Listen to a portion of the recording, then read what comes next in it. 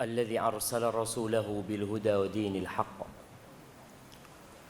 ليظهره على الدين كله ولو كره المشركون. Segala puji bagi Allah Jalla Jalaluh yang telah mengutus Rasulnya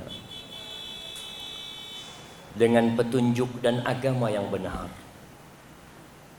dengan Al-Quranul Karim dan Dinul Islam, agar Allah memenangkan agamanya di atas seluruh agama, walaupun orang-orang musyrik membenci hal itu. Allahumma salli wa sallim wa zid wa barik wa an'im ala sayyidina wa maulana Muhammad wa ala alihi wa ashabihi ajma'in. Ya Allah, semoga salawatmu, salam, berkah dan nikmatmu senantiasa kau curahkan untuk hamba kekasihmu, untuk baginda Nabi kita Muhammad sallallahu alaihi wasallam, untuk manusia terindah yang pernah Allah ciptakan di muka bumi ini, untuk baginda Nabi kita yang Allah utus sebagai rahmatan lil alamin. Dan semoga selawat itu bersambung untuk keluarga beliau, untuk istri-istri beliau, untuk putra-putri beliau, dan untuk seluruh sahabat Nabi. Semoga Allah meridhai kita bersama mereka. Amma ba'd. Hari ini tanggal berapa?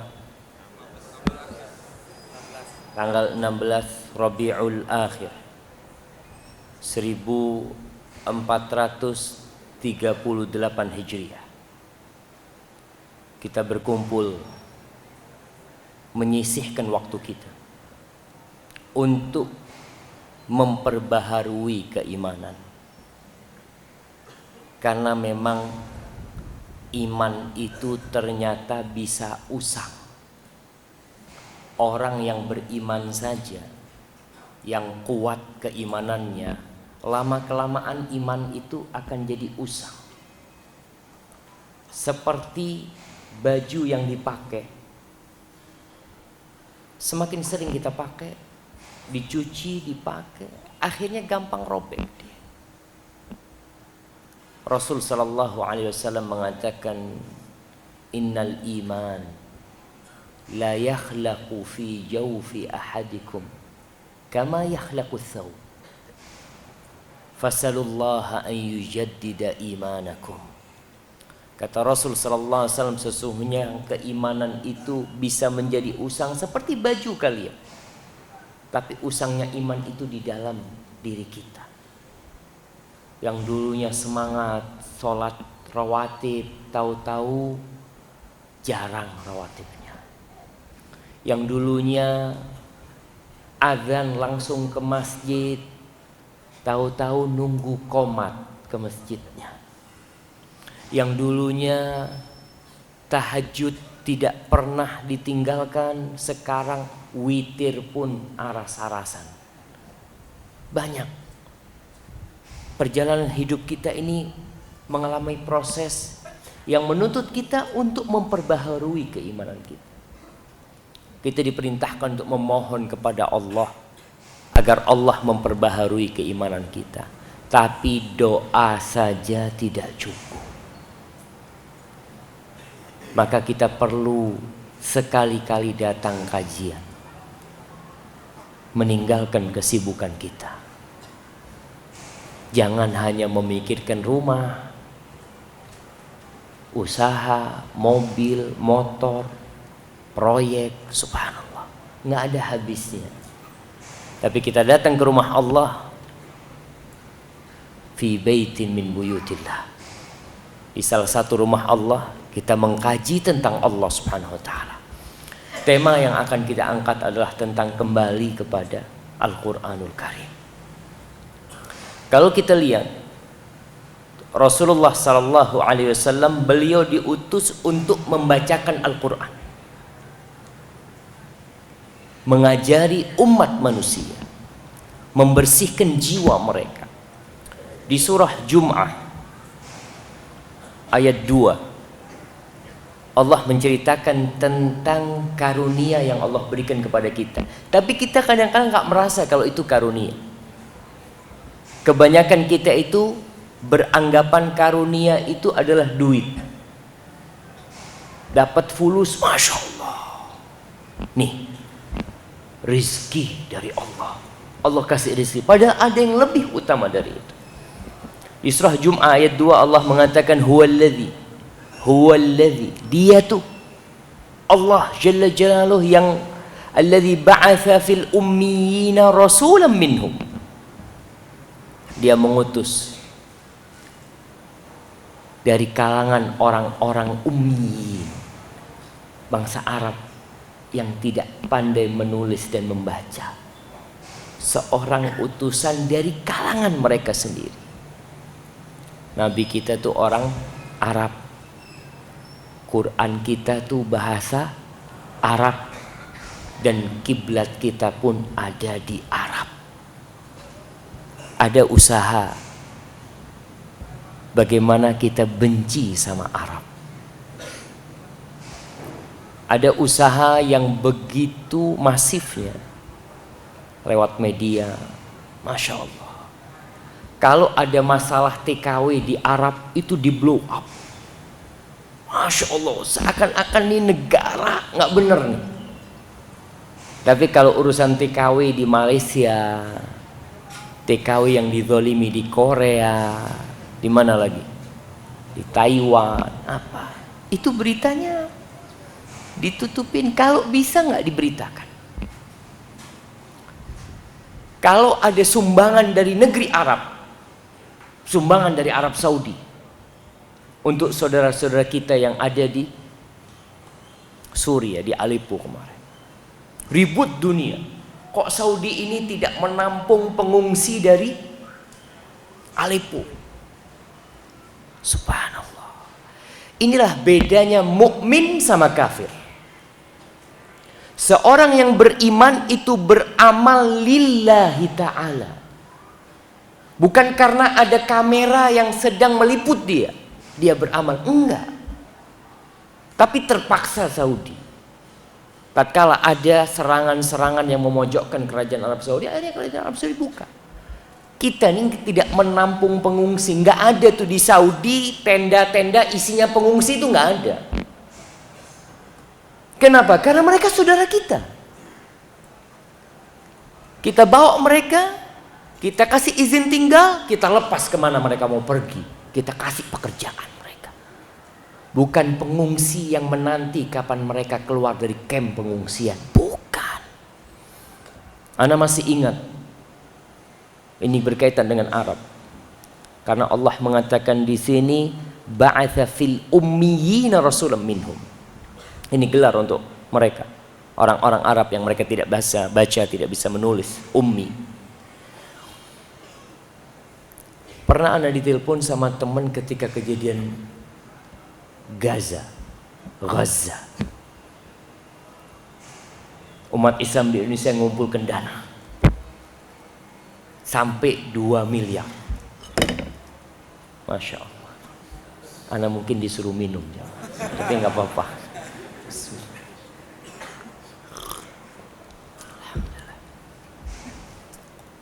Kejadian di Gaza, alhamdulillah. Semoga Allah membantu saudara-saudara kita yang di Aleppo, di Gaza, dan di semua tempat. Dia ngomong, Syafiq, kata dia, apa yang dilakukan Saudi? Kita ini sudah ngumpulin 2 miliar. Allah, bang, ana ngomong, nih kemarin orang Saudi satu orang kirim 5 ambulan ke Gaza. Satu ambulan harganya 2M.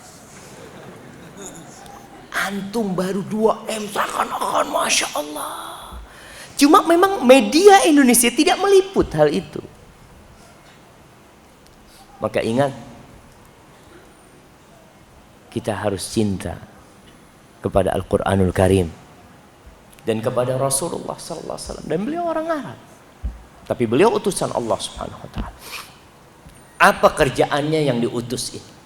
Rasulam minhum yatlu alaihim ayatihi. Nabi SAW bertugas membacakan ayat-ayat Allah kepada mereka.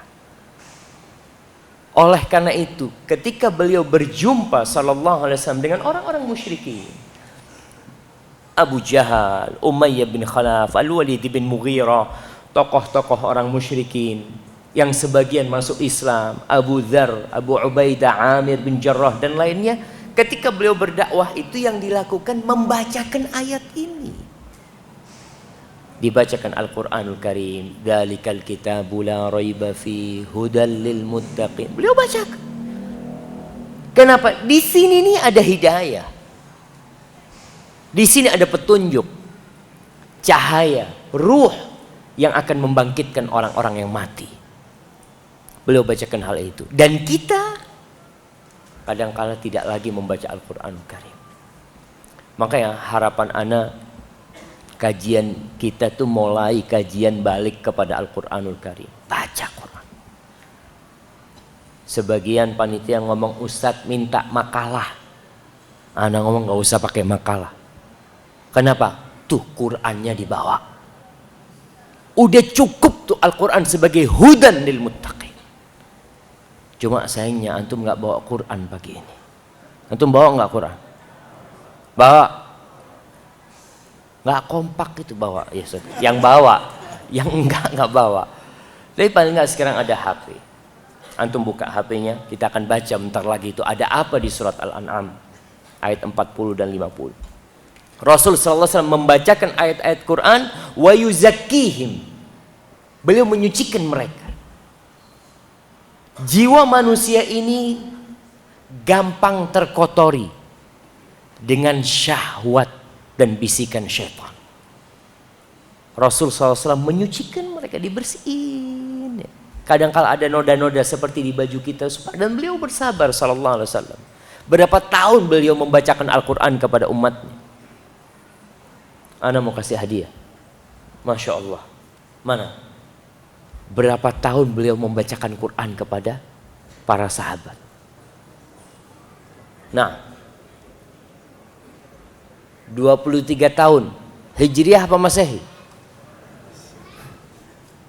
Hah? Hijriah apa Masehi itu?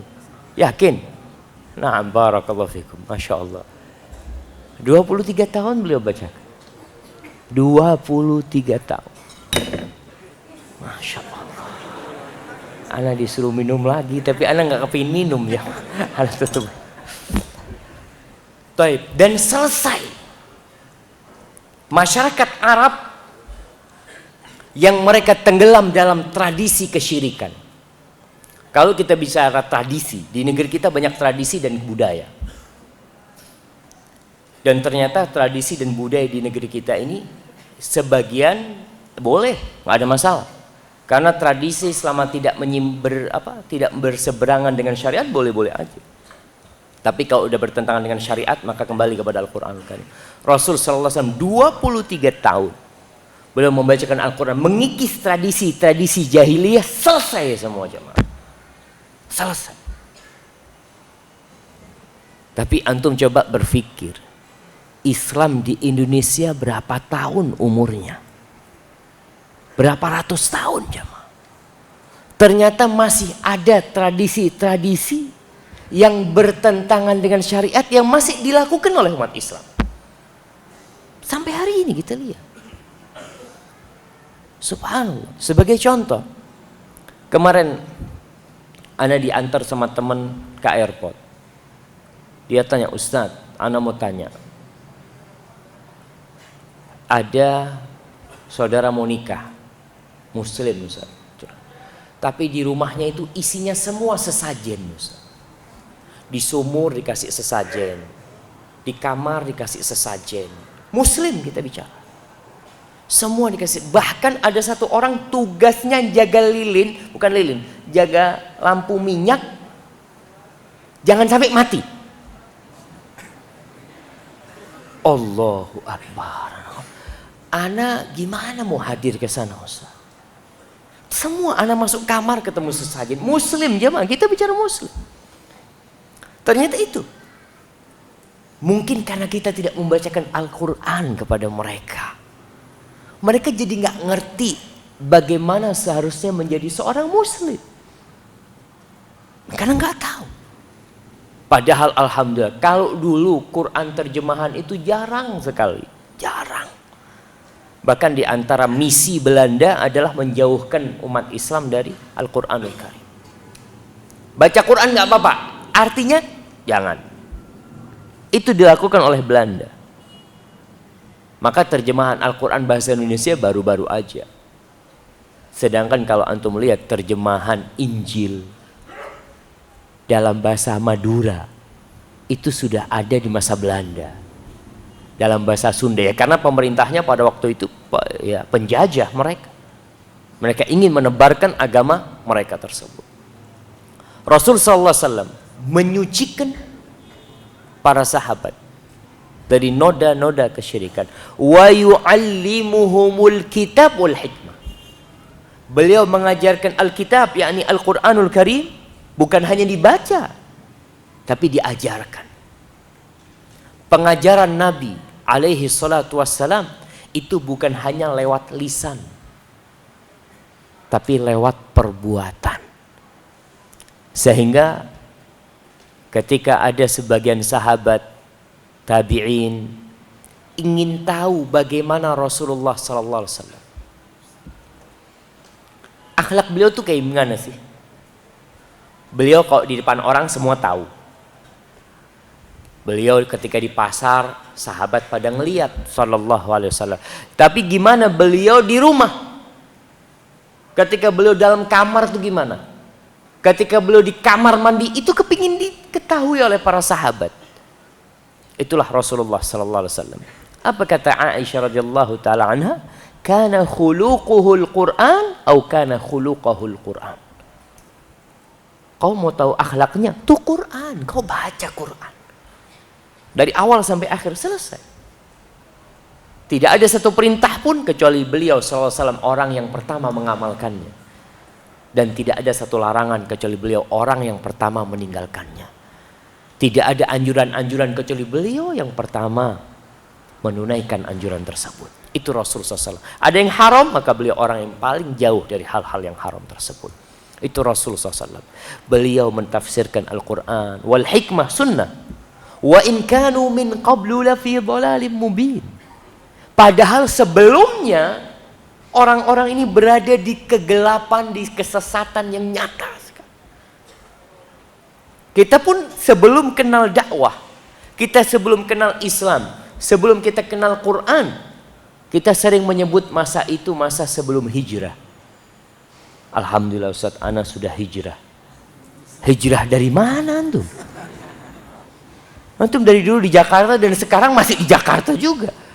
Iya, dia hijrah dari satu fase masa yang dia anggap dia berada dalam kesesatan ke dalam fase yang penuh dengan cahaya Al-Quranul Karim.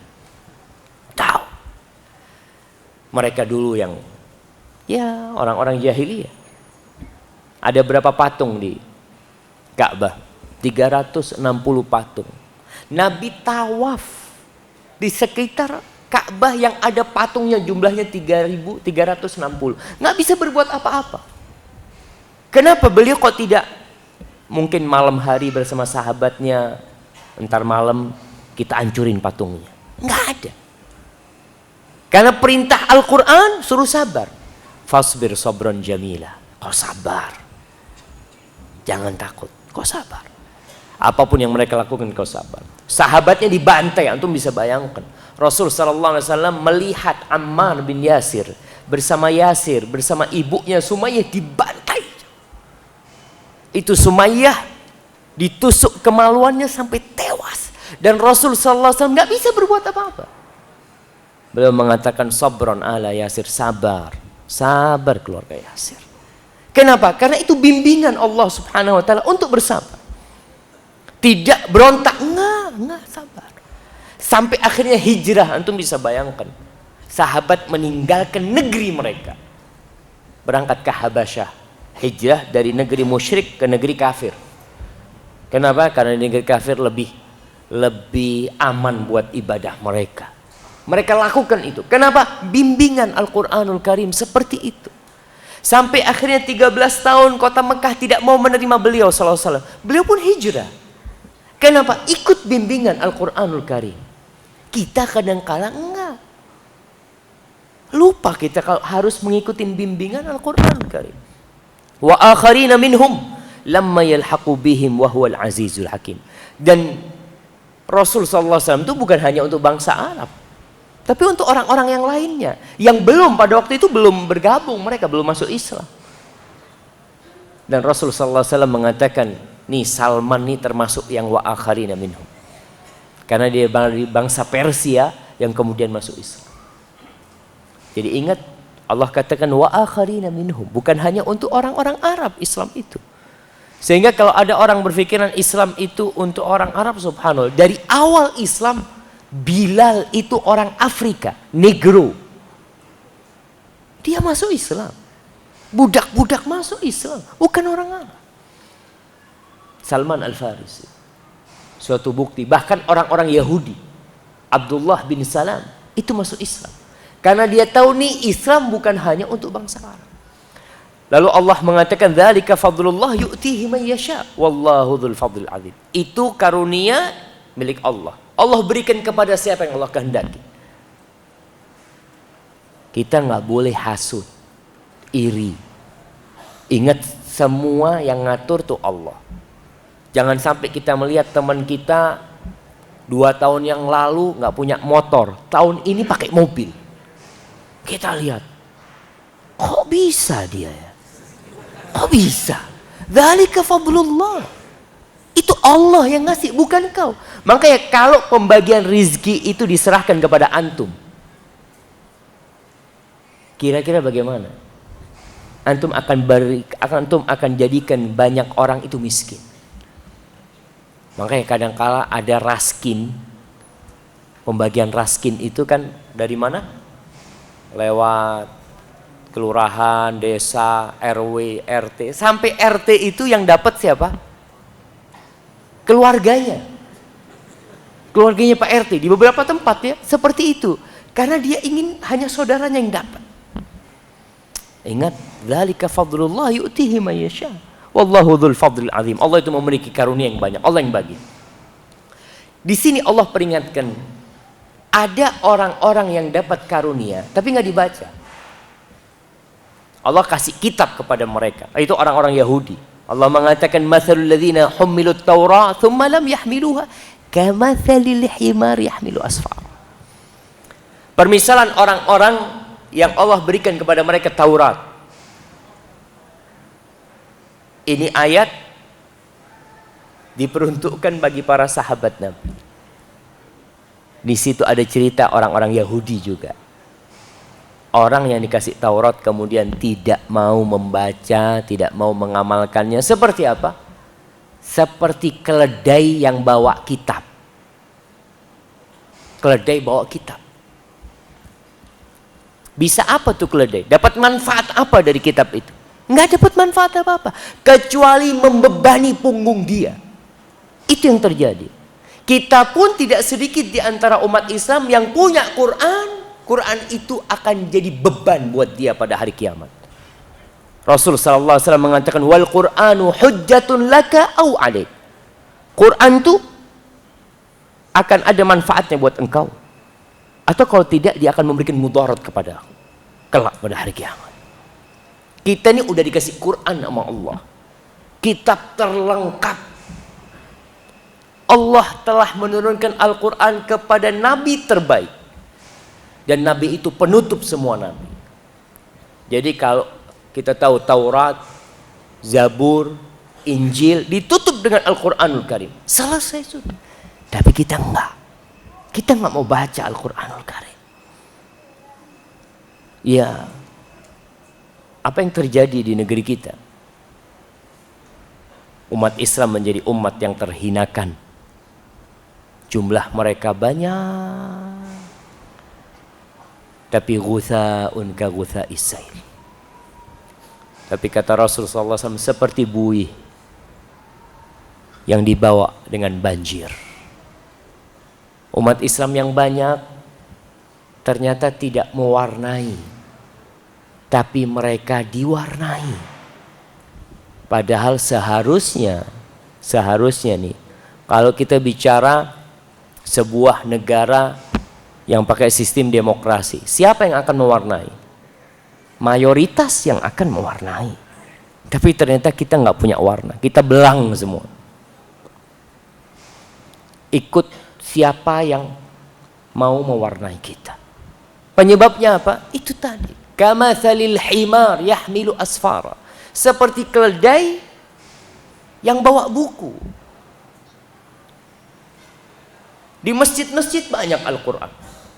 Di setiap rumah umat Islam insya Allah ada Al-Quranul Karim. Ada Quran. Tapi dibaca enggak? Baik, kau baca, kau amalkan enggak? Kau faham enggak? Coba tuh. Maka kenapa Rasul sallallahu alaihi wasallam mengadu kepada Allah perbuatan sebagian umatnya. Wa qala Rasul, ya Rabbi inna qaumi ittakhadhu hadzal Qur'ana mahjura. Wahai Rabbku, sesungguhnya kaumku ini menjadikan Al-Quran sesuatu yang ditinggalkan. Itu dulu Rasul sallallahu alaihi wasallam mengadukan. Kaumnya dulu, ya sebagian orang-orang musyrikin. Dan sebagian orang-orang beriman. Dan sebagian ada orang-orang munafikin. Itu yang kita takutkan. Kita harus balik kepada Al-Quranul Karim. Kalau ingin jaya. Apabila umat Islam ingin kembali menebarkan kedamaian di muka bumi ini. Ingin kembali menebarkan rahmat. Yang untuk itu Rasul sallallahu alaihi wasallam diutus. Tidak ada jalan lain kecuali kembali kepada agamanya. Agama Islam dan Al-Quran ada kitabnya. Ma'asyiral ikhwah rahimakumullah. Kita akan membaca surat Al-An'am di ayat 40 sampai 50. Nah, surat Al-An'am diturunkan di Mekah. Surat ini Makkiyah. Ada sebuah riwayat yang disebutkan oleh Ibnu Katsir bahwa tatkala surat Al-An'am ini diturunkan kepada Rasul sallallahu alaihi wasallam itu diiringi oleh 70.000 malaikat. Namun hadisnya dhaif. Oleh Ibnu Katsir disebutkan lemah hadis itu, tapi disebutkan dalam kitab-kitab tafsir. Surat ini Makkiyah, yang artinya surat-surat Makkiyah itu stressingnya kepada keimanan, masalah akidah, masalah yaumul akhir, masalah surga, masalah neraka, masalah yang berkaitan dengan akidah. Kenapa? Karena hukum-hukum Islam apabila dibacakan kepada orang yang akidahnya lemah ditolak. Dan itu terbukti. Antum ketika ngomong sama sahib tentang sebuah hukum, ini nggak boleh, nih haram nih. Aduh, kata siapa haram? Karena dia belum siap menerima. Ketika disampaikan nih jilbab nih wajib. Yang penting itu hatinya yang dijilbabin. Nah, akan ada masyarakat yang seperti itu ketika disampaikan kepada mereka tentang berbagai macam hukum. Kenapa? Karena imannya belum kuat. Oleh karena itu Rasul sallallahu alaihi wasallam selama 13 tahun di Mekah itu rata-rata ayatnya di kota Mekah 13 tahun ayat-ayat yang tuntut tentang keimanan. Khomer masih boleh minum khomer. Bayangkan. Sahabat itu ada yang sholat sambil mabuk. Belum, hukum belum. Akhirnya dilarang sholat dalam kondisi mabuk. Larangan pertama hanya penjelasan. Mereka bertanya, yas'alunaka 'anil khamri wal maisir. Mereka tanya tentang hukum minuman keras dan hukum judi. Allah tidak katakan haram. Kenapa? Mereka belum siap menerima. Qul fihima ithmun kabir wa manafi'u linnas wa ithmuhuma akbaru min naf'ihima. Katakan kepada mereka bahwasanya bahayanya khamr dan judi ini besar sekali.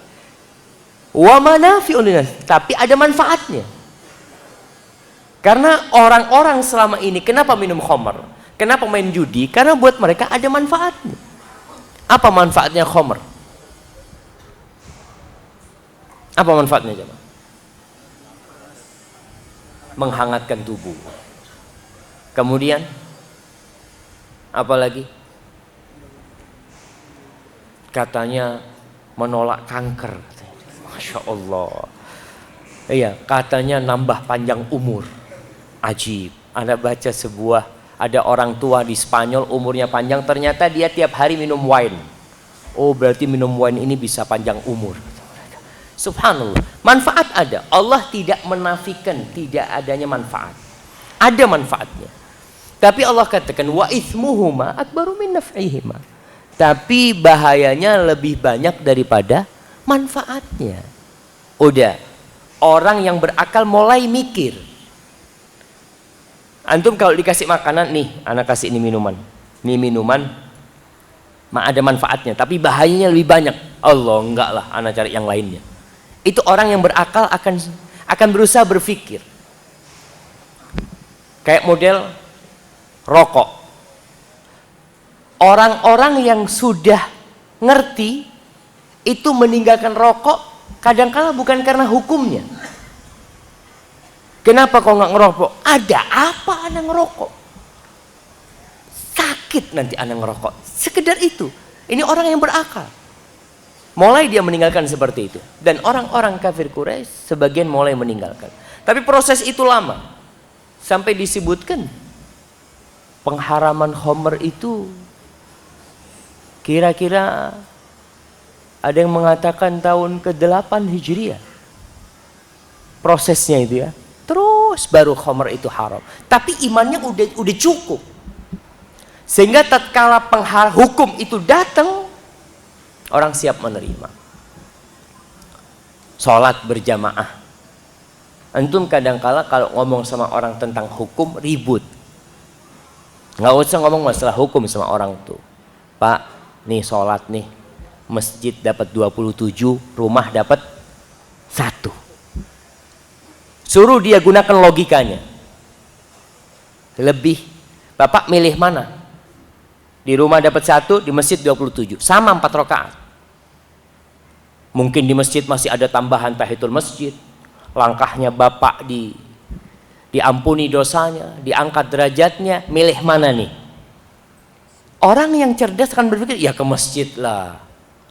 Ana kalau urusan, ya ini cuma orang-orang kadang-kala untuk urusan akhirat dia punya sifat qanaah. Nah, antum lihat, kenapa kok jarang orang rebutan soft pertama? Kadang-kala depan ini kosong. Fadol, antum aja. Fadol. Coba itu fulus. Tunggu antum, ana duluan yang nyampe sini, itu dia. Nah, tapi karena urusannya akhirat, dia tidak sampai seperti itu berebut akhirat. Iman masalahnya. Maka suratul An'am termasuk surat Makkiyah yang dalam rangka menumbuhkan keimanan para sahabat. Kita baca di ayat 40. Allah mengatakan, a'udzubillahi minasyaitonir rajim. Qul ara'aitakum in atakum adzabullah au atatkumus sa'ah aghairallahi tad'un in kuntum sadiqin. Allah katakan kepada mereka, ara'aitakum. Ara'aitakum ini antum sering membaca di dalam Al-Qur'an perintah qul. Qul. Cuma yang kita tahu cuma qul huwallahu ahad. Cuma 3 qul, padahal banyak di Al-Qur'an itu qul. Allah katakan kepada mereka. Artinya Rasul sallallahu alaihi wasallam mendapatkan perintah dari Allah, ini wahyu. Sampaikan kepada mereka. Akhbiruni, kabarkan kepadaku. In atakum adzabullah. Apabila datang azab Allah. Orang-orang musyrikin itu percaya bahwa Allah yang menciptakan langit dan bumi. Orang-orang musyrik di Mekah itu percaya. Kalau ditanya, siapa yang menciptakan langit dan bumi? Apa jawaban orang-orang musyrikin? Allah. Nggak bisa mereka mengatakan ini patung ini yang menciptakan, nggak mungkin. Karena mereka masih punya ya Allah, aku datang mendatangi panggilanmu. Mohon sama siapa? Ketika gunung Merapi meletus, bingung bangsa kita. Entah apa yang harus dilakukan. Tapi ternyata ada orang-orang Islam yang bikin sesajen buat gunung Merapi. Iya. Ada istilah kuncen, juru kunci gunung Merapi. Emangnya punya siapa sih gunung Merapi itu? Lillahi ma fis samawati wa ma fil ardh. Milik Allah semua yang di langit dan di bumi ini. Nggak ada yang memiliki. Kemudian Allah katakan, bal iyyahu tad'un. Kalian pasti manggil Allah, minta sama Allah subhanahu wa ta'ala, fayakshifu ma tad'un ilaih. Kemudian kalian ketika memohon kepada Allah, kesulitan kalian, bencana yang menimpa kalian, Allah angkat, Allah singkap. Insya, kalau Allah berkehendak, wa tansawna ma tusyrikun. Lalu kalian lupa dengan sekutu-sekutu kalian. Ingatnya sama Allah. Orang-orang musyrikin yang berada di Mekah, mereka punya dua kondisi. Kondisi aman dan kondisi tidak aman. Dalam kondisi aman mereka berbuat syirik. Dalam kondisi ya lagi santai, tidak ada bencana, tidak ada musibah, mereka berbuat syirik. Tapi dalam kondisi susah mereka bertauhid kepada Allah Subhanahu wa taala. Di surat Al-Isra ayat 67 Allah menceritakan kepada orang-orang musyrikin, wa idza massakumud-dzurr fil bahr. Ketika kalian ditimpa balak petaka di laut. Ketika perahu yang ditumpangi oleh orang-orang ini diterpah oleh badai. Dhalla man tad'una illa iya. Kalian lupa sama semua sekutu kalian. Lupa sama berhala kalian. Kalian hanya ingat kepada Allah Subhanahu wa taala. Mukhlisin, kalian berdoa dalam kondisi ikhlas, lupa dengan sekutunya. Tapi yang terjadi di beberapa tempat, ketika lautan makan korban, Laut Selatan nih makan kurban. Ada orang naik perahu tenggelam. Apa yang dilakukan oleh orang-orang di sana? Sesajen. Mereka melakukan sesajen. Lupa sama Allah. Kalau orang musyrik, ini Allah cerita tentang orang musyrik loh. Orang musyrik itu ketika dapat musibah langsung ingatnya sama Allah. Tapi di sebagian tempat di negeri kita, ketika kena musibah ingatnya sama Nyai Roro Kidul. Masih ada yang percaya aja mah sama Nyai Roro Kidul. Ana percaya kalau itu jin, iya. Ada jin di lautan, bahkan kita tahu namanya markasnya iblis itu di laut sana. Dan ini termasuk. Kalau yang melakukan kesyirikan itu memang orang-orang musyrik, wajar. Memang persembahan dia itu hanya untuk jin. Dan jin itu senantiasa melakukan seperti itu. Baca surat jin. Tuh, dalam Al-Quran ada surat namanya surat jin. Supaya tetap manusia ini takut. Ini bedanya sama orang-orang musyrikin zaman dulu. Ya, karena mereka tahu. Paman Rasul sallallahu alaihi wasallam. Paman Rasulullah SAW. Siapa namanya? Abu Thalib. Kenapa beliau tidak mau mengatakan la ilaha illallah? Padahal ucapan la ilaha illallah ini sangat mudah sekali. Apa sulitnya? Dia orang Arab, lahir di Arab, ucapan itu biasa dia dengar dari Rasul SAW. Tapi ketika dia mau meninggal dunia, Nabi SAW mengatakan kepada beliau, qul ya am la ilaha illallah. Wahai pamanku, tolong kau ucapkan la ilaha illallah.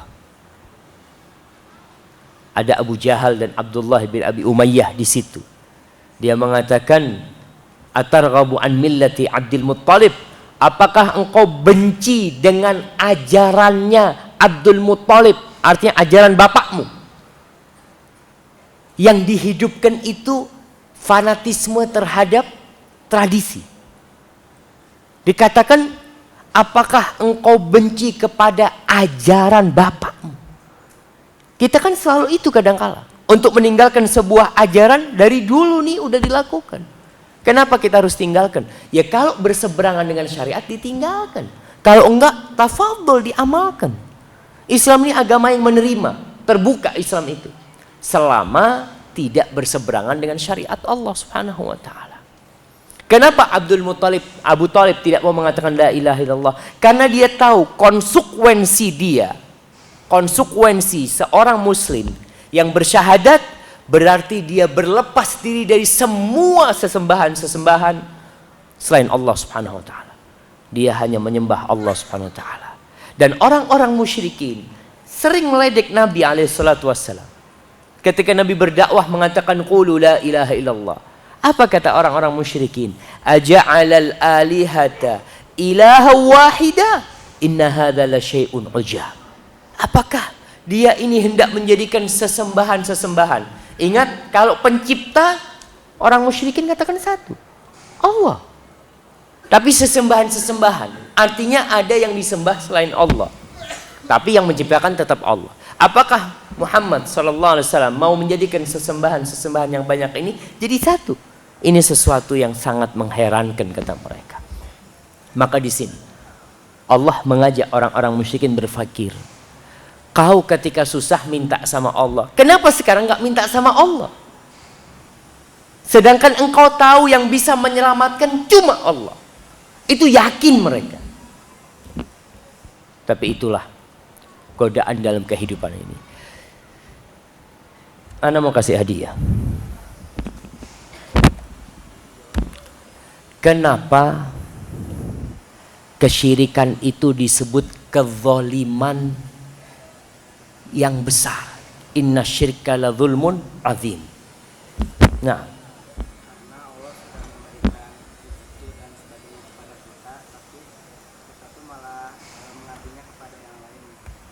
karena Allah sudah segalanya kepada kita, kepada yang lain. Akhirnya kita zalim gitu. Seharusnya kasihkan kepada Allah, kau kasihkan kepada yang lain. Barakallahu fikum. Pertanyaan selanjutnya. Masih banyak kitabnya, jangan takut. Kenapa kezaliman yang nyata ini kok tidak diampuni? Nah, orang membunuh diampuni. Orang berzina diampuni. Tapi ini kezaliman yang nyata kenapa nggak diampuni? Fadhal. Nggak dengar, antum berdiri, angkat suara.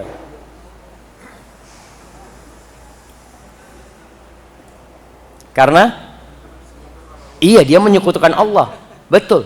Kenapa kok tidak diampuni?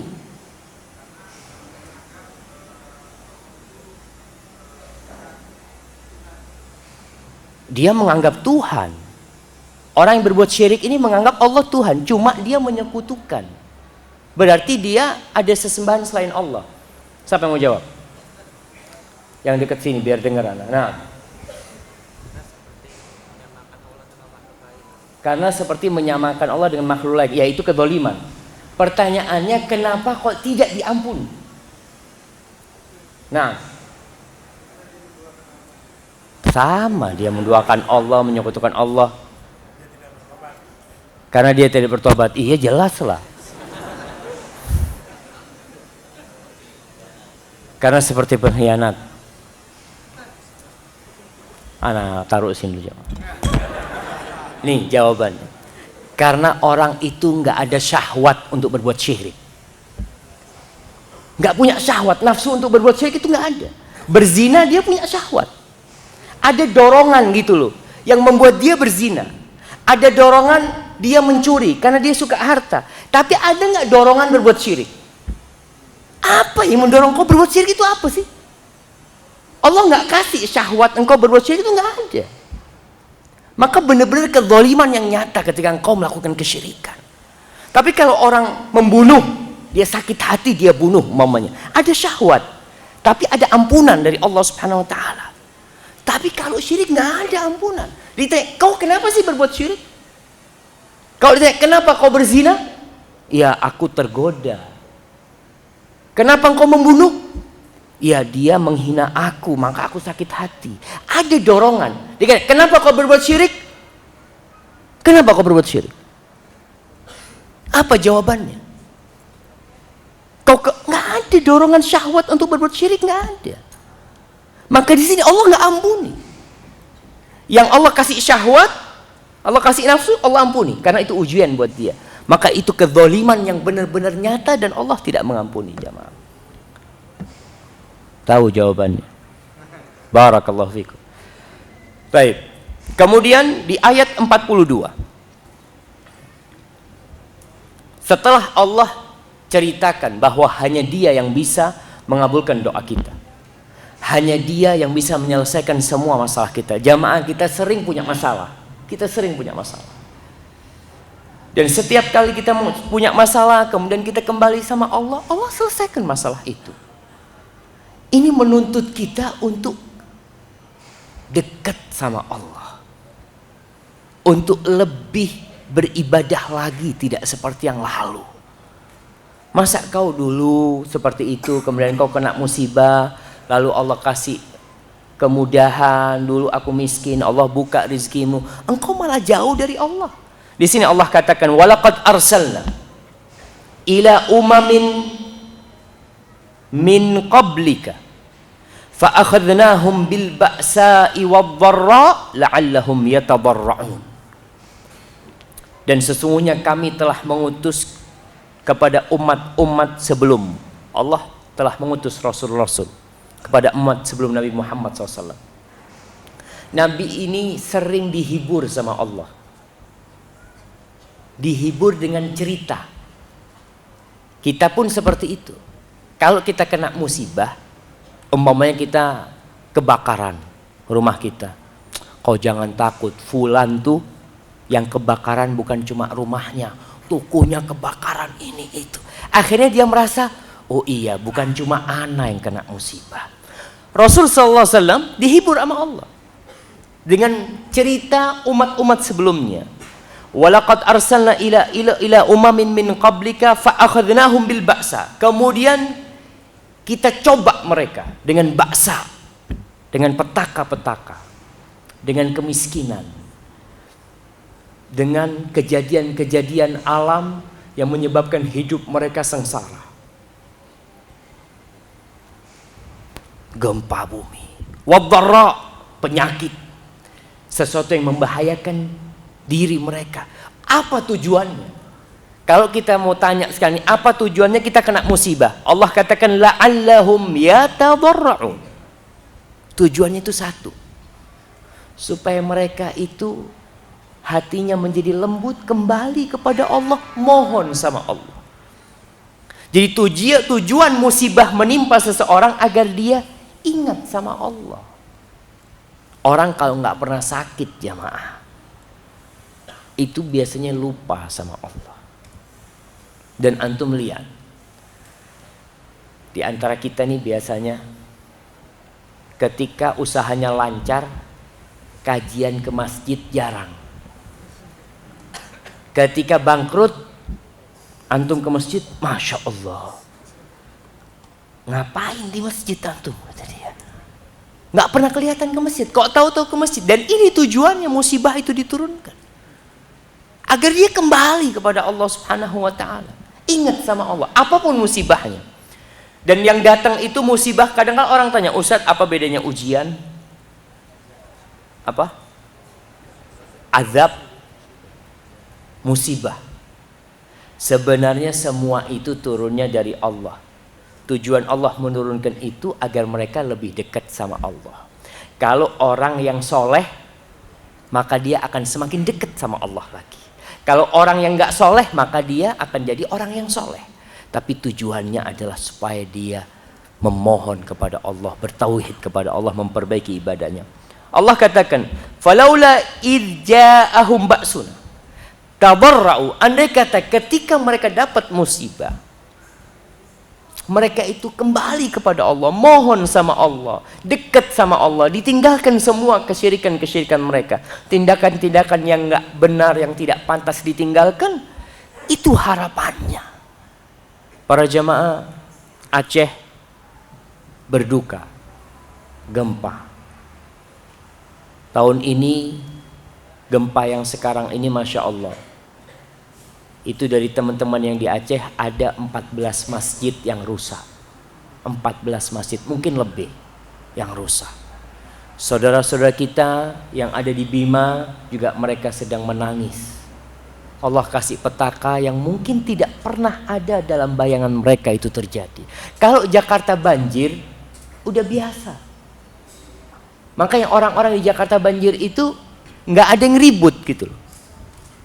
Mereka ketika datang naik, ya alhamdulillah memang kayak gini tiap tahun Ustaz. Kalau nggak banjir takut kita. Ini kok nggak banjir gitu kan. Tapi karena udah kebiasaan, udah bismillah kata mereka. Dan buktinya mereka nggak mau pindah. Orang yang kena banjir apa mau pindah? Ana mau pindah? Enggak. Mereka alhamdulillah Ustaz, kayaknya rezekinya di sini. Mereka lanjut hidup di situ. Allah katakan, andai kata ketika mereka dapat musibah, mereka tuh kembali kepada Allah. Dan subhanallah jamaah ya. Wallahu alam, kita tidak berani berbicara kecuali dengan ilmu. Musibah yang menimpa saudara-saudara kita di Aceh tujuannya satu. Apa? Agar mereka kembali kepada Allah Subhanahu wa taala. Musibah yang menimpa saudara kita di Bima cuma satu tujuan. Agar mereka kembali kepada Allah. Itu akan jadi azab kalau mereka nggak kembali kepada Allah Subhanahu wa taala. Kalau mereka kembali kepada Allah akan jadi rahmat, itu bala. Berapa banyak orang yang Masya Allah ketika sehat gagah perkasa nggak pernah ke masjid. Ketika sakit-sakitan Masya Allah minta diantar ke masjid. Ditanya, dulu ente kemana dulu? Wallah, dulu salah jalan kita orang. Nah, ketika dia masih sehat salah jalan, sakit alhamdulillah. Jangan bilang andai kata anak sehat ya, anak nggak perlu didorong lah ke masjid ini. Dulu kau sehat gak ke masjid, sekarang alhamdulillah kau sakit ke masjid. Dan itu nikmat jauh lebih besar daripada nikmat sehat sebenarnya jamaah. Orang kalau sakit ya mungkin dia akan merasakan kepedihan di tubuhnya. Tapi kalau orang jauh dari Allah, maka dia akan ditimpa api neraka jamaah. Apa kata Allah? Nih orang-orang yang sudah kena musibah tapi tetap nggak balik. Walakin qasat qulubuhum. Yang terjadi hati mereka tambah keras. Ini yang akan jadi azab buat mereka. Ketika dikasih musibah nggak ke masjid. Ada orang dapat musibah malah bunuh diri. Iya. Ada orang yang sakit, dia sudah tidak tahan dengan sakitnya, loncat dari apartemen.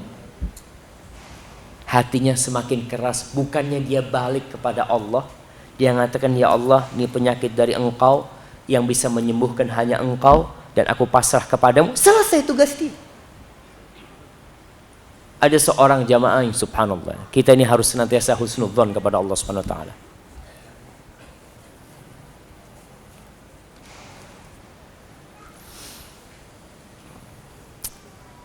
Ada seorang lewat di sebuah padang pasir. Dia lihat ada sebuah rumah. Dilihat di situ ada orang yang cacat, yang tangan kakinya udah nggak bisa bergerak. Dia makan, ada pembantunya yang bantuin dia. Dia senantiasa bersyukur, alhamdulillah, Allahumma lakal hamdu.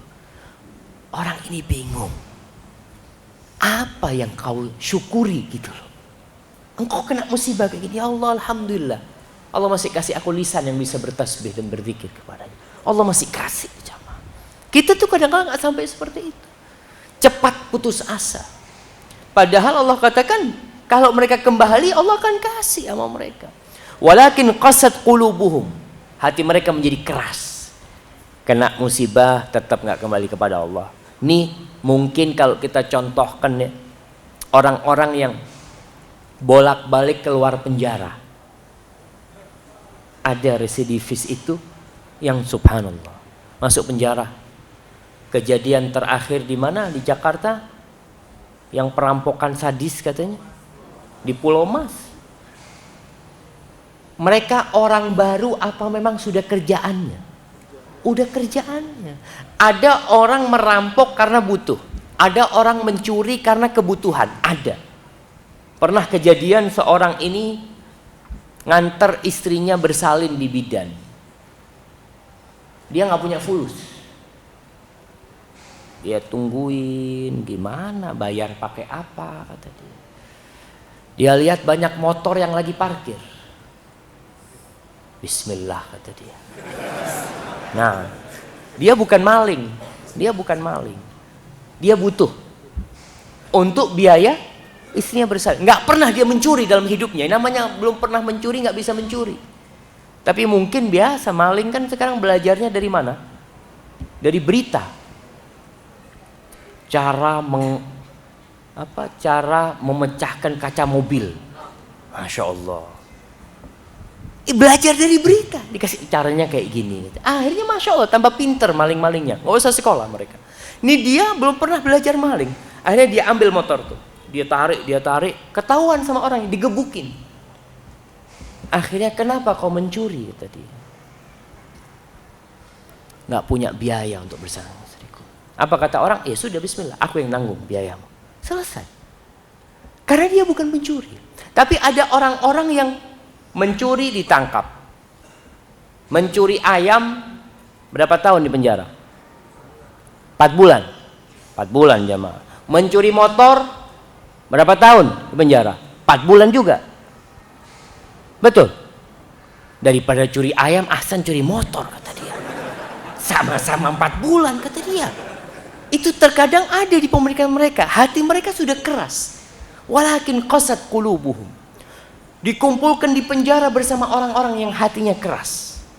Akhirnya wazayyana lahumus syaitan ma kanu ya'malun.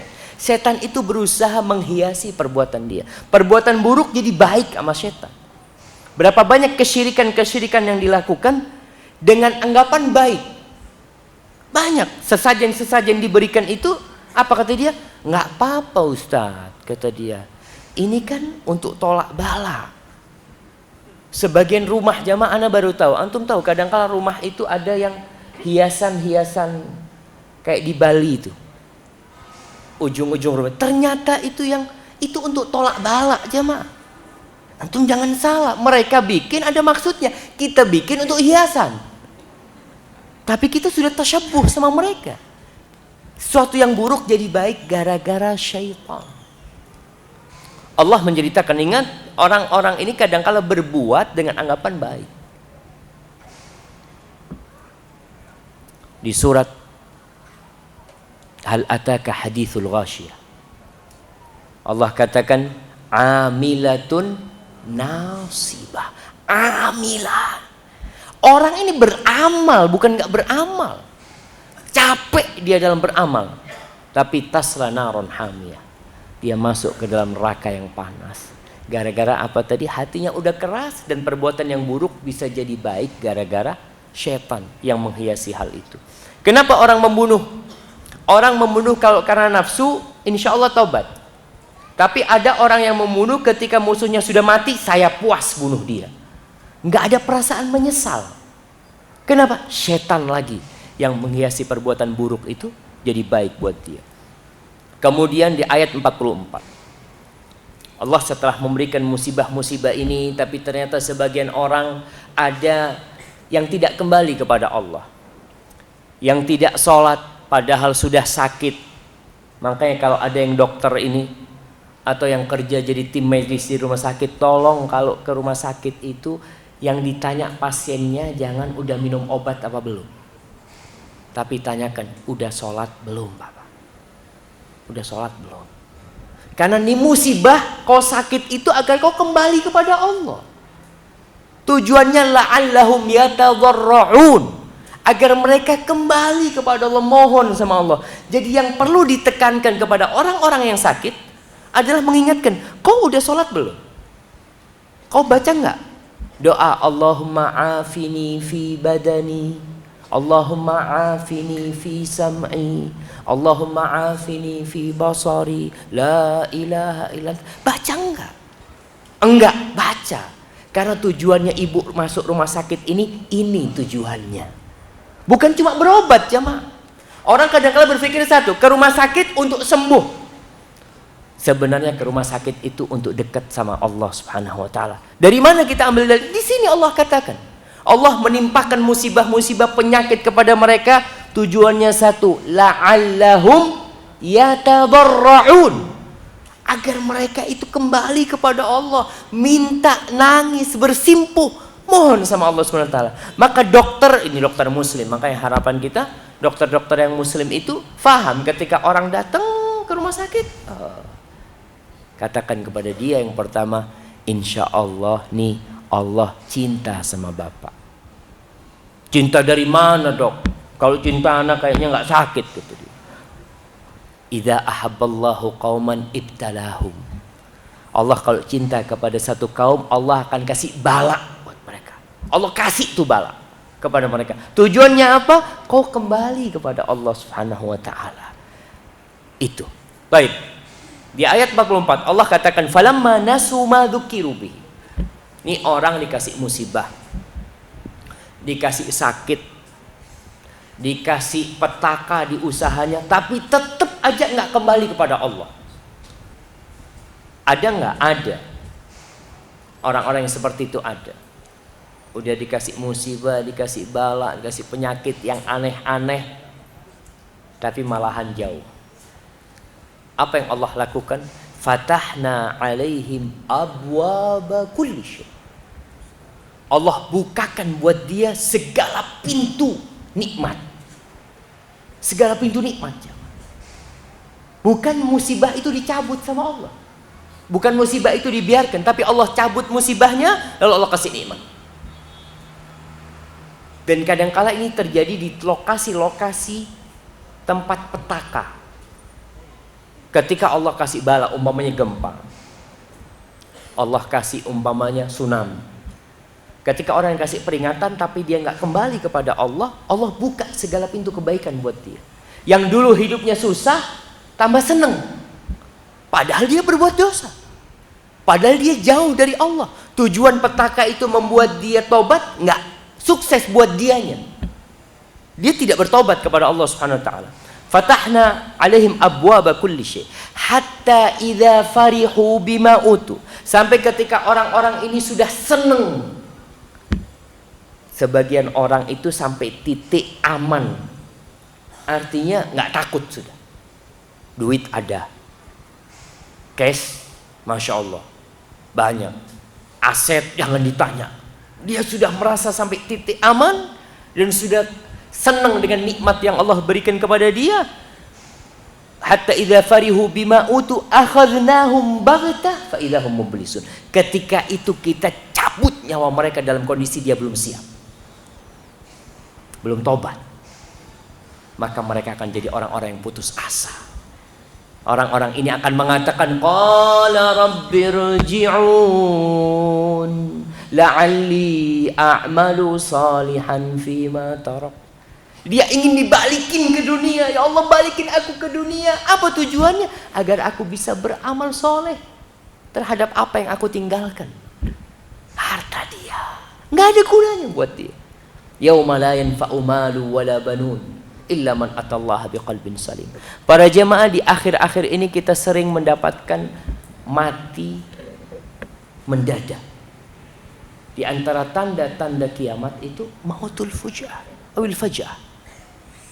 Mati mendadak itu diantaranya tabrakan. Itu mati mendadak. Artinya dia nggak ada harapan mati.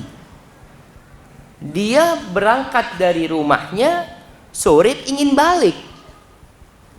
Sedangkan orang yang sakit-sakitan kan dia udah berharap mati. Ketika dia dikunjungin, antum kalau kunjungin orang sakit, jangan doakan, bukan jangan doakan ya, kadang-kala ditanggapi salah. Kalau ada orang sakit kita katakan mudah-mudahan husnul khotimah. Nanti doakan anak mati. Subhanallah. Makanya doa Rasul sallallahu alaihi wasallam la ba'sa tahurun insyaallah. La ba'sa tahurun insyaallah. Soalnya kadang-kala difahami salah. Namun orang yang sakit ini ada persiapan untuk mati. Ada persiapan. Ana punya paman sakit, ana datang ke dia, dia mengatakan, Syafiq kayaknya paman ini nggak lama lagi sudah. Doakan. Berarti dia sudah ada kesiapan. Tapi orang yang keluar rumah kerja, pulang tabrakan mati, itu nggak ada kesiapan jamaah. Nggak ada kesiapan. Dan Aisyah radhiyallahu taala anha pernah bertanya kepada Rasulullah SAW tentang mati mendadak. Apa kata Rasul sallallahu alaihi wasallam? Qala, beliau mengatakan, mautul fuj'ah rahmah lil mu'min. Rahmat buat orang yang beriman. Artinya dia nggak perlu sakit-sakitan, langsung mati. Tapi udah siap. Maka kalau antum melihat sebagian ulama-ulama terdahulu itu, kalau dikatakan engkau besok pagi mati, dia nggak bisa nambah amalan. Karena dia udah siap dari dulu gitu loh. Aku udah siap.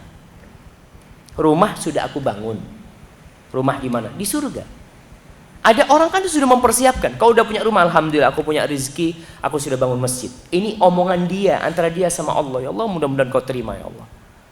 Kemudian yang menyelamatkan dia di kuburan, aku sudah suka baca Quran. Alhamdulillah, mudah-mudahan itu jadi pendampingku kelak di alam kubur. Aku pandai bersilaturahim. Mudah-mudahan ketika aku berada di atas sirat nanti, Quran dan silaturahim akan menjagaku. Dia sudah persiapkan semuanya. Dia sudah nanam pohon kurma yang banyak di surga dengan banyak membaca la haula wala quwata illa billah atau subhanallah walhamdulillah wala ilaha illallah wallahu akbar. Jadi orang mukmin ketika mati mendadak, dia udah siap. Jadi rahmat buat dia. Tapi kalau orang ini kayak gini nih, belum siap, lagi nyaman hidupnya, lagi enak, Allah cabut nyawanya, maka itu akhdhu aziz. Itu adalah cabutan dari yang maha perkasa yang membuat orang ini sengsara. Maka hati-hati. Hasan al-Basri mengatakan, man wassa Allah alaihi falam yara annahu yumkar bih fala ra'ya lahu. Barang siapa yang Allah bukakan pintu rizki buat dia, kemudian dia tidak melihat kalau aku ini sedang ada makar buat aku dengan harta ini, maka dia orang yang tak pandai berpikir. Jadi kalau antum susah tahu-tahu hidupnya senang, maka jangan-jangan nih aku jadi lupa sama Allah. Dulu ketika aku susah, aku sering sholat duha. Sekarang dibukakan pintu rezeki, duha hilang sudah. Dulu aku waktu masih susah, aku biasa puasa Senin Kemis.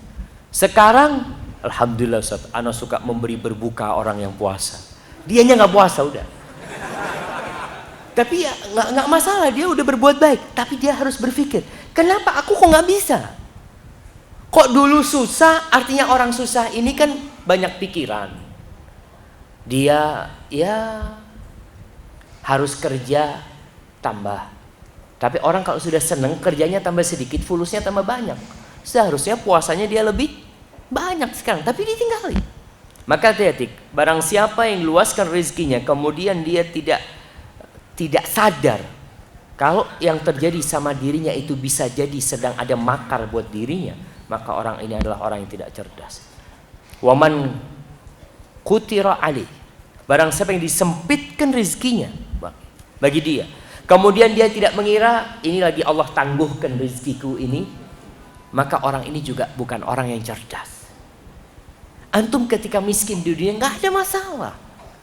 Minta kaya nggak apa-apa, minta kaya. Tapi ingat, kadang-kala kita sampai tua nggak kaya-kaya. Ada orang, Ustadz, ana sampai tua, Allahu Akbar, masih makan bubur ayam tiap pagi, belum bisa makan yang zen-zen. Mungkin seperti itu. Nggak ada masalah, dia mengatakan ini sedang Allah tangguhkan buat engkau rizkimu. Allah akan berikan nikmat yang besar buat engkau nanti. Rasul Sallallahu Alaihi Wasallam mengatakan, kita punya patokan nih. Beliau pernah ditanya Sallallahu Alaihi Wasallam tentang orang yang rezekinya banyak tapi dia berbuat dosa. Rata-rata jamaah pengikut para nabi itu Sallallahu Alaihi Wasallam adalah orang-orang lemah. Orang-orang kaya kayaknya jarang datang kajian. Jarang datang kajian. Mungkin dia ngundang kajian. Iya. Tapi kalau datang kajian kadang-kala berat buat mereka. Biasanya yang datang kajian ini yang punya utang. Dia yang agak susah gitu kan. Tapi enggak semuanya, biasanya. Tapi orang-orang lemah itu kita lihat, pengikut para nabi itu semua orang-orang lemah. Dari budak-budak ya. Ada orang-orang kaya sebagian seperti Abu Bakar, Abdurrahman bin Auf, Utsman bin Affan, tapi kebanyakan orang-orang lemah. Rasul sallallahu alaihi wasallam mengatakan dalam hadis riwayat Ahmad, disebutkan oleh Ibnu Katsir dalam tafsirnya, dia mengatakan idza ra'aitallah yu'til 'abda 'ala ma'asihi ma yuhibbu fa'lam annahu istidraj. Kemudian Nabi membacakan ayat ini. Belum membacakan ayat ini, falamma nasu ma dzukiru bihi fatahna 'alaihim abwaaba kulli syai'. Kata Rasul sallallahu alaihi wasallam, kalau engkau melihat Allah menumpahkan rezekinya, memberikan nikmat kepada seorang hamba, apa yang dia sukai Allah kasih. Dia kepingin mobil Allah kasih. Dia kepingin buka cabang usahanya Allah kasih. Dia ingin rumah Allah kasih, ingin villa Allah kasih. Apa yang dia inginkan tercapai, cita-citanya tercapai. Sedangkan dia dalam kondisi berbuat maksiat kepada Allah. Jangan sampai engkau berpikir, oh enak banget orang ini nggak sholat tapi rezekinya lancar. Akhirnya antum berpikir, ahsan anak kayaknya nggak sholat aja biar rezekinya lancar. Mungkin berpikir seperti itu. Maka Rasulullah SAW mengatakan fa'lam annahu istidraj. Maka ketahuilah kalau orang ini sedang diluluh sama Allah. Itu istidraj. Rasulullah SAW bacakan surat Al-An'am ini ayat 44, falamma nasu ma dzukiru bihi. Ketika orang itu lupa dengan peringatan-peringatan yang disampaikan kepada mereka, Al-Quran dibacakan, dikasih musibah, tapi dia lalai dengan semua itu. Ketika itu Allah bukakan segala pintu. Maka hati-hati jemaah. Ketika antum dulu susah, sekarang seneng, antum harus berhati-hati dalam artian jangan sampai nikmat jadi balak buat antum.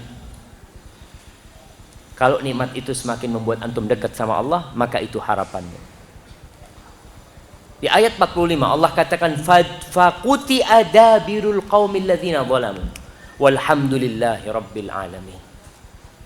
Maka dihancurkan, dihabiskan akhir masyarakat itu, akhir kaum itu. Azab itu kadangkala kalau turun, kita nih di dunia kalau kita mukul orang 10, kita pukul, kita kasih sanksi dia, biasanya di yang nomor 10 itu sudah pukulannya sudah lemah. Karena udah capek. Udah 9 yang terakhir udah gak keras lagi. Tapi Allah subhanahu wa ta'ala ketika memberikan hukuman dan sanksi, yang pertama dan yang terakhir sama. Maka tuh umat yang dikasih peringatan sama Allah terus ya, mereka tidak kembali kepada Allah, Allah bisa habisi mereka jemaah. Antum lihat saudara kita di Andalusia, habis jemaah. Saudara kita muslimin, habis. Nggak tersisa sama sekali. Tidak tersisa satupun muslim yang ada di Andalusia pada masa itu. Kecuali mereka yang sembunyi-sembunyi, akhirnya ketemu juga dibantai sama mereka. Kenapa? Antum baca sejarah. Ingat, apa yang terjadi di Andalusia itu tidak mustahil terjadi di Indonesia jemaah. Tatkala peringatan-peringatan Allah sudah Allah berikan kepada kita, musibah-musibah, ayat-ayat Allah dibacakan, tapi kita tetap kekeh, nggak mau kembali, nggak mau mohon sama Allah, nggak mau tobat, bisa jadi Allah hancurkan negeri. Antum jangan berkata, Ustaz kan masih banyak orang soleh. Salah seorang istri Rasul sallallahu alaihi wasallam bertanya, ya Rasulullah, anuhlaku wa fina salihun. Apakah kita bisa hancur, bisa musnah, padahal di tengah-tengah kita ada orang soleh, ada yang ke masjid, ada yang berangkat haji, ada yang puasa. Nabi SAW mengatakan, na'am idza kathural khabath. Iya, kalau banyak perbuatan keji, Allah akan hancurkan mereka. Maka hati-hati. Allah bukakan kita, Masya Allah. Negeri kita jamaah kalau bicara miskin, dulu orang miskin gak bisa makan, sekarang miskin gak bisa makan. Masya Allah. Miskin itu mungkin yang nggak punya mobil, tapi punya motor dia. Miskin, berhak nerima zakat. Kadang-kadang seperti itu. Tingkatan miskinnya udah beda. Maka hati-hati, Allah bisa-bisa memusnahkan kita tatkala bangsa kita, tatkala umat Islam di Indonesia tidak segera kembali kepada Allah Subhanahu wa taala, kembali kepada Al-Qur'anul Karim. Lalu Allah memberikan ancaman. Kembali, surat-surat Mekah itu sedang menghidupkan pelita keimanan di dalam hati hamba-hamba Allah. Allah katakan, "Qul ara'aitum in akhadallahu sam'akum wa absarakum wa khatama ala qulubikum man ilahun ghairullahi ya'tikum bih. Undur kaifa nusarriful ayat thumma hum yaslifun."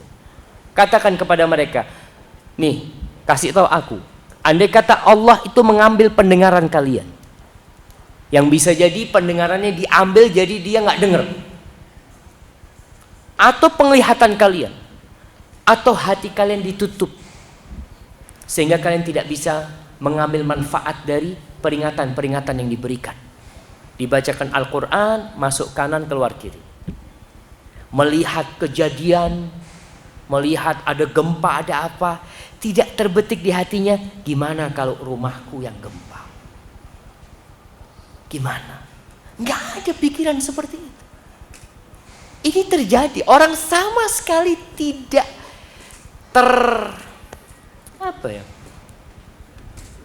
tidak tersentuh dengan peringatan-peringatan Allah yang ada.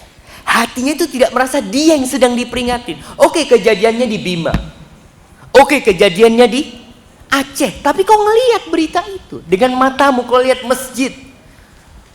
Kita ngelihat kejadiannya di Aleppo, lihat anak-anak kecil dikeluarkan dari bangunan, lihat sebagian orang tinggal kakinya saja, tinggal tangannya saja, wanita-wanita dipelah perutnya.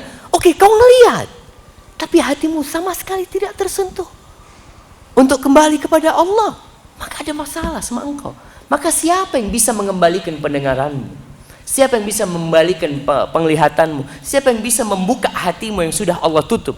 Allah katakan, "Man ilahun ghairullah ya'tikum bih. Undur kaifa nusarriful ayat thumma hum yaslifun." Lihat mereka dikasih peringatan, ya, dikasih tanda-tanda sama Allah, tapi malah mereka berpaling.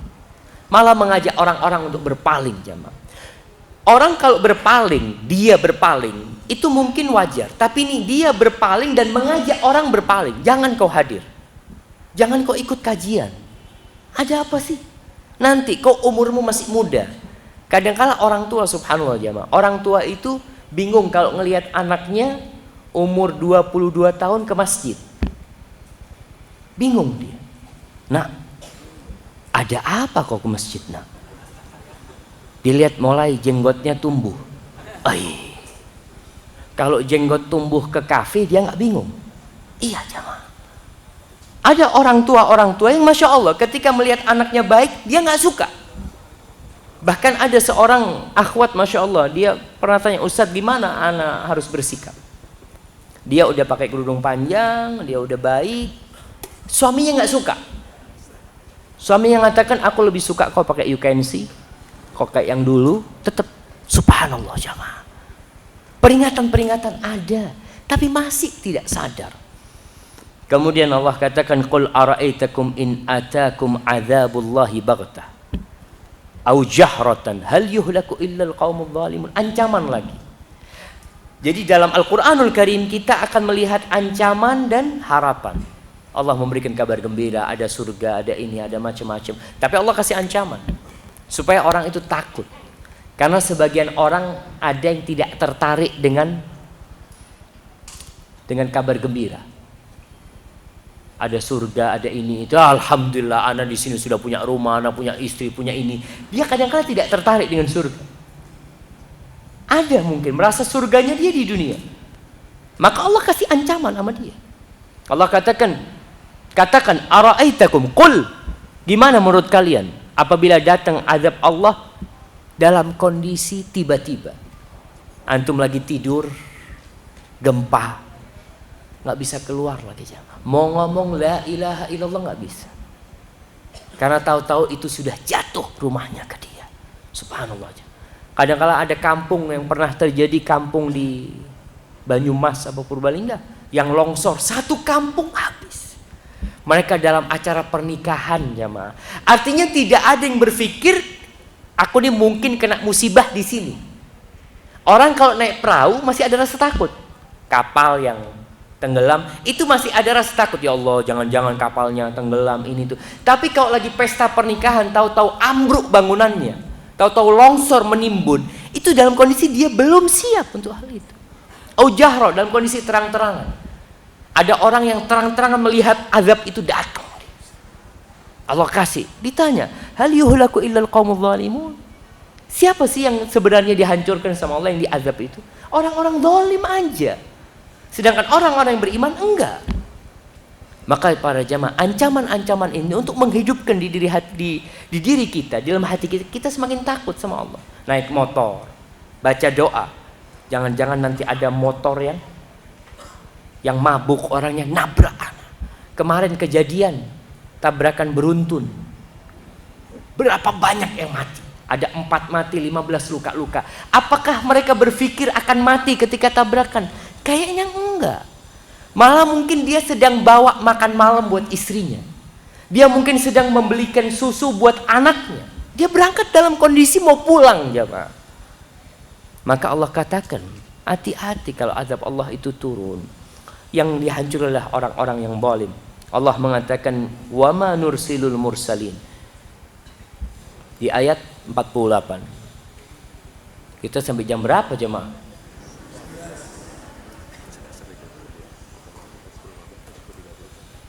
Baik. Pertanyaan bisa 10.15 atau 10 lewat 10. Ini udah lewat 10.30. Nah, baik, barakallahu fikum. Baik, sebelum Anda bacakan ayat yang ke-48. Orang yang dihancurkan, yang mendapatkan azab adalah orang-orang yang zalim. Karena Allah tidak mungkin berbuat zalim. Jangan sampai ketika antum dapat musibah, dapat azab, lalu mengatakan, kenapa sih aku kok bisa dapat azab ini? Jangan. Wa wallahu bidzallamin lil abid. Allah nggak mungkin menzalimi hamba. Innallaha la yadzlimu mithqala dzarrah. Allah itu tidak akan menzalimi walaupun seberat semut kecil, nggak mungkin Allah menzalimi. Jadi kalau antum kena musibah, maka antum ingat, ini kezaliman. Aku kayaknya berbuat dosa. Asma binti Abu Bakar. Allahu Akbar. Ya, kita lihat tuh wanita-wanita yang dididik oleh Rasul sallallahu alaihi wasallam dan para sahabatnya. Dia kalau lagi pusing, dia pegang kepalanya, ya Allah, ini karena dosaku, ya Allah, ini karena dosaku, ya Allah. Subhanallah. Sebagian di antara kita merasa sudah baik. Tatkala dapat musibah, kayaknya nggak pantas aku kena musibah. Aku ini sedekah, aku bangun masjid, aku ini, aku itu. Subhanallah, itu musibah, dosa. Allah tidak mungkin menghancurkan orang-orang yang zalim. Dan Allah mengatakan, laisa bi amanikum wala amani ahli kitab. Ini bukan angan-angan kalian atau angan-angan ahlul kitab. Kalau angan-angan kan bisa kita, oh insya Allah dosaku selesai Allah hapuskan. Allah tuh maha pengasih, maha penyayang, maha pengampun. Naam, itu semua benar. Tapi Allah katakan, man ya'mal su'an yujza bihi. Barang siapa berbuat salah, pasti Allah balas, pasti yujza bihi. Wala yajid lahu min dunillahi waliya wala nasira. Maka orang-orang yang beriman akan tenang hidupnya. Allah mengatakan, alladzina amanu di surat Al-An'am ayat 82 ya. Allah mengatakan, alladzina amanu walam yalbisu imanahum bidzulmin ulaika lahumul amnu wa hum muhtadun. Orang-orang yang beriman dan tidak mencampur aduk keimanannya dengan kezaliman, tidak berbuat syirik. Bidzulmin, dengan kezaliman apa saja, tentunya syirik yang paling besar, kezaliman itu. Ulaika lahumul amnu wa hum muhtadun. Maka bagi orang-orang ini rasa aman. Dia akan aman dalam kehidupan. Dan mereka akan mendapatkan hidayah. Sesuai dengan kezaliman kita, maka akan berkurang rasa aman kita. Kezaliman antum, antum pernah berbuat zalim sama teman antum, maka rasa aman antum akan berkurang. Artinya antum bisa Allah kasih musibah karena antum mukul dia. Antum berbuat dosa, melakukan tindakan dosa, antum naik motor, antum tidak aman. Jangan-jangan Allah kasih azab, remnya blong, anak nabrak atau anak ditabrak. Tapi orang yang beriman, Allah akan kasih rasa aman kepada dia. Tapi rasa aman itu membuat orang ini semakin takut kepada Allah. Rasa aman orang-orang beriman semakin takut sama Allah. Karena dia tahu Allah itu maha melihat dan maha mengawas. Di ayat 48 Allah katakan, "Wa ma nursilul mursalin illa mubasysyirin wa mundhirin." Dan tidaklah kami utus para rasul kecuali untuk membawa kabar gembira dan untuk memberikan peringatan. Itu Nabi SAW. Nabi menceritakan tentang surga. Nabi menceritakan tentang neraka. Nabi memberikan reward, memberikan balasan buat orang-orang yang berbuat baik. Dan beliau juga memberikan sanksi kepada orang-orang yang melakukan tindakan-tindakan kriminal di masa Rasul SAW. Tugas Nabi memberikan kabar gembira dan memberikan peringatan. Kalau orang dikasih kabar gembira terus, biasanya dia akan malah banyak dosa. Kebanyakan pelaku dosa ini kan tenang, Allah Ghafurur Rahim. Tenanglah, tuh anak punya paman sampai umur 70 masih berbuat dosa dan 75 baru taubat. Alhamdulillah, anak sekarang masih umur 35 tahun, masih panjang. Ada seperti itu, harapan-harapan seperti itu. Itu karena terkesima dengan kabar gembira. Tapi ingat, Allah itu azabnya pedih. Kau lihat fulan, kemarin masih duduk sama engkau, tahu-tahu tabrakan mati. Tuh fulan, sohibmu lagi minum, Allah cabut nyawanya.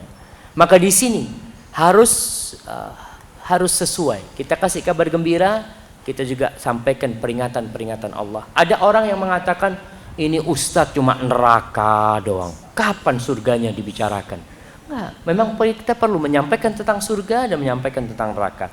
Faman amana wa aslah. Allah katakan, barang siapa beriman dan memperbaiki.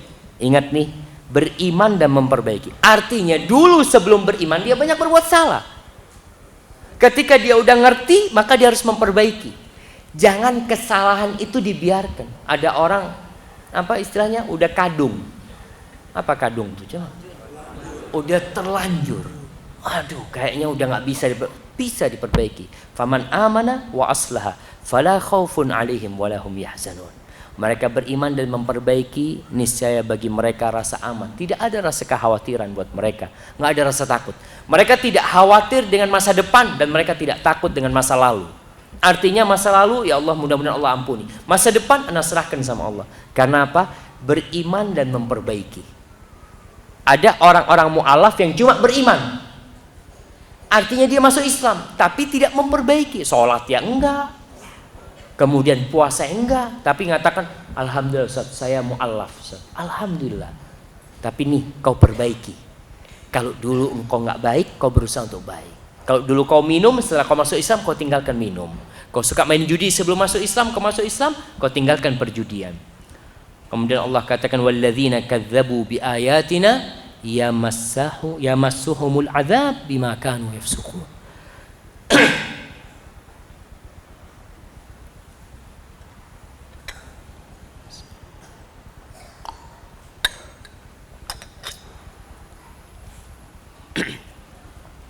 Walladzina kadzabu bi ayatina, dan orang-orang yang mendustakan ayat-ayat kita, ayat-ayat kami, yamassuhumul azab, maka mereka akan mendapatkan azab terhadap kefasikan mereka. Sesuai, azab itu akan turun. Fasik itu apa artinya fasik? Al-khuruj minat ta'ah, keluar dari ketaatan. Azab akan sesuai dengan sebanyak mana engkau melaksanakan dosa. Akan ada azab Allah yang menimpa kita. Maka ayat ini adalah peringatan buat kita agar kita jangan sampai mendustakan ayat-ayat Allah. Ayat-ayat Allah itu ada dua. Ayat-ayat kauniyah dan ayat-ayat yang kita baca Al-Quranul Karim. Ada ayat-ayat yang kita lihat dari alam ini. Jangan sampai antum ketika ada gempa, oh itu yang terjadi penggeseran apa? Lempeng bumi. Memang betul, itu mungkin sebabnya. Tapi siapa yang membuat itu bergeser? Allah Jalla Jalaluh. Itu yang perlu itu ayat Allah. Ketika terjadi gerhana matahari atau gerhana bulan, kita mah santai. Oh biasa ini kejadian alam. Subhanallah. Emangnya alam ini nggak ada yang menciptakan? Seakan-akan kita tidak percaya kalau kejadian alam ini Allah yang mengatur segalanya. Allah bisa bikin itu gerhana, Allah bisa bikin nanti matahari terbit dari arah barat seenak Allah Subhanahu wa taala, dan Allah itu Azizun Hakim. Mungkin kita cukup di sini jamaah. Ayat 50 ini sebenarnya pembahasan untuk ayat-ayat yang selanjutnya. Kita cukupkan sampai ayat 49. Sekali lagi, kalau antum pulang ke rumah, antum baca Quran, antum beli terjemahan Quran. Antum baca satu ayat, antum lihat apa sih yang Allah inginkan dari anak, sehingga kita bisa menjadi generasi Al-Quran seperti para sahabat Nabi yang mereka menerangi bumi ini dengan cahaya Al-Quranul Karim. Hadza wallahu a'lam bishawab.